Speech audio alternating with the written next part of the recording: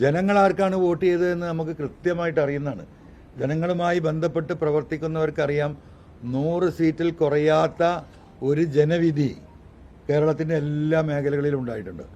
സത്യസന്ധരായിട്ടുള്ള communist party ഇവിടെ നിലനിൽക്കണമെന്ന് ആഗ്രഹിച്ച സഖാക്കളിൽ വലിയൊരു വിഭാഗം ഈ പിണറായിസത്തിനെതിരെ വോട്ട് ചെയ്തിട്ടുണ്ട്. ഇതൊക്കെ നമ്മൾ അനുഭവസ്ഥരാണ്. ഇത്രയൊക്കെ അത്രയും UDF അനുകൂലമായ രാഷ്ട്രീയ പോളിംഗ് നടന്നതിന് ശേഷം ഈ പറഞ്ഞതുപോലെ അട്ടിമറിക്കാൻ അതിനെ തങ്ങളുടെ സോഴ്സുകൾ ഉപയോഗിച്ചുകൊണ്ട് ഹാക്കിംഗ് വഴിയോ മെഷീനുകൾ മാറ്റുന്നത് വഴിയോ അല്ലെങ്കിൽ മെഷീനുകളിൽ കൃത്രിമം നടത്തിയോ ഈ തെരഞ്ഞെടുപ്പിനെ അട്ടിമറിക്കാനുള്ള ശ്രമത്തിൻ്റെ അവസാനത്തെ തെളിവാണ് ഇപ്പോൾ കോഴിക്കോട് നിന്ന് റിപ്പോർട്ട് ചെയ്തുകൊണ്ടിരിക്കുന്നത്. ഈ കാര്യത്തിൽ കേരളത്തിലെ ജനങ്ങൾ ജാഗ്രത പാലിക്കണം. എല്ലാ പോളിംഗ് സ്റ്റേഷനുകളിലും മെഷീൻ സൂക്ഷിച്ച കേന്ദ്രങ്ങളിലും UDF പ്രവർത്തകരുടെയും നേതാക്കന്മാരുടെയും വളരെ ഗൗരവത്തോടുള്ള ശ്രദ്ധയുണ്ടാകണം എന്ന് ഈ അവസരത്തിൽ ഓർമ്മപ്പെടുത്തുകയാണ്. ഇന്ത്യൻ നാഷണൽ കോൺഗ്രസ് ഇല്ലാതെ എന്ത് ഇന്ത്യൻ രാഷ്ട്രീയമാണ്, എന്ത് സ്റ്റേറ്റ് പൊളിറ്റിക്സാണ്? ഇത് രണ്ടുമില്ലല്ലോ. അപ്പോൾ സ്വാഭാവികമായും നമ്മൾ ഉയർത്തിയ നമ്മുടെ ഏറ്റവും വലിയ വിഷയം ഈ ഒരു പാർട്ടി ഉണ്ടാകാനും ഞാനിങ്ങനെ വന്നിരിക്കാനും ഉണ്ടായ കാരണം തന്നെ പിണറായിസും മരുമോനിസവുമാണ്. അതിനെതിരെയുള്ള പോരാട്ടമാണ് ഈ നടത്തി വന്നത്.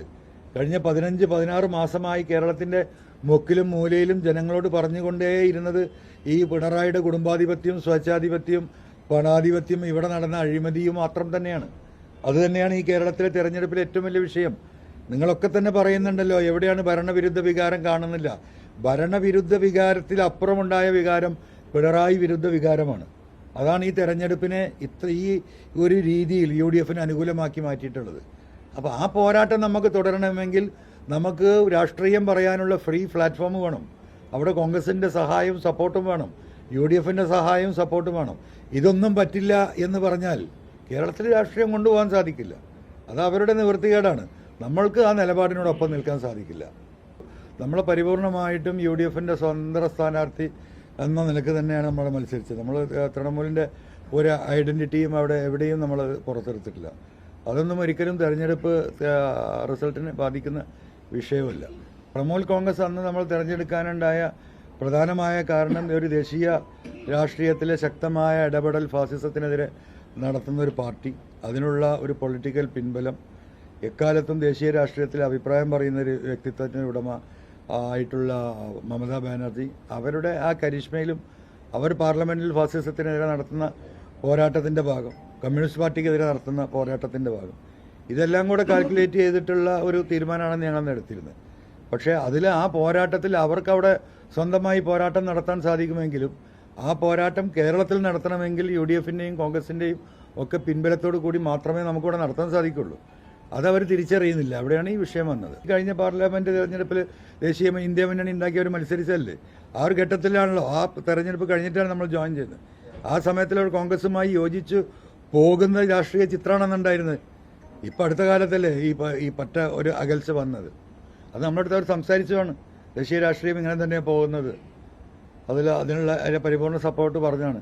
പിന്നെ അവിടെ ഉണ്ടായ രാഷ്ട്രീയ മാറ്റത്തിനനുസരിച്ച് നമുക്ക് സ്റ്റേറ്റിലെ രാഷ്ട്രീയം നമുക്ക് മാറ്റാൻ കഴിയില്ലല്ലോ. അത് 15-ാം തീയതിക്കുള്ളിൽ ഞങ്ങൾ ഈ ജില്ലാ തലത്തിൽ ഇന്നിപ്പോൾ എല്ലാ 14 ജില്ലാ പ്രസിഡന്റുമാരുണ്ടായിരുന്നു, സ്റ്റേറ്റ് കമ്മിറ്റി മെമ്പേഴ്സ് ഉണ്ടായിരുന്നു. 88 ആൾ ചേർന്ന ഫോറമാണ് ഇന്ന് ഐക്യകണ്ഠേന തീരുമാനം എടുത്തിട്ടുള്ളത്.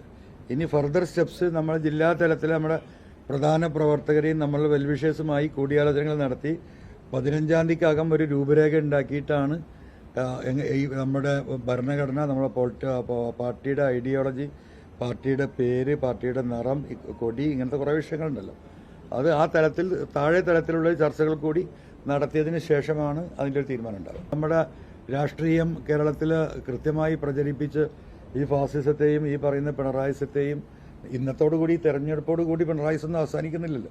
രാഷ്ട്രീയമായിട്ട് തെരഞ്ഞെടുപ്പിൽ റിസൾട്ട് അനുകൂലമായി വന്ന് UDF അധികാരത്തിൽ വരുമെന്ന കാര്യത്തിൽ തർക്കമില്ല. പക്ഷേ അപ്പോഴും ഈ പിണറായിസത്തിൻ്റെ വക്താക്കൾ ഈ നാട്ടിലുണ്ടല്ലോ. അവരുടെ പോരാട്ടം, അവർ വരാൻ പോകുന്ന ഭാവിയിൽ നമ്മൾക്കൊക്കെ ഉണ്ടാകുന്ന ത്രട്ടുകൾ, ഇതൊക്കെ ഒരുപാട് വിഷയങ്ങളുണ്ട്. അല്ല, അതുകൊണ്ട് തീരണമെങ്കിൽ അദ്ദേഹം പാർട്ടിയിൽ നിന്നും കൂടി പോകണം. അദ്ദേഹം പാർട്ടിൻ്റെയും കൂടി ആധിപത്യത്തിലാണല്ലോ ഇപ്പം നിൽക്കുന്നത്. ഒന്നും മാറ്റാത്തതുകൊണ്ടാണല്ലോ ഈ കോലത്തിൽ അവരായത്. അകത്തിലെ കാര്യങ്ങൾ പോലും അവർ തിരുത്തുന്നില്ലല്ലോ. പിന്നെ പുറത്തുള്ള അവർ തന്നെ ഇടപെട്ടിട്ട് തിരുത്താൻ സാധിക്കുമോ?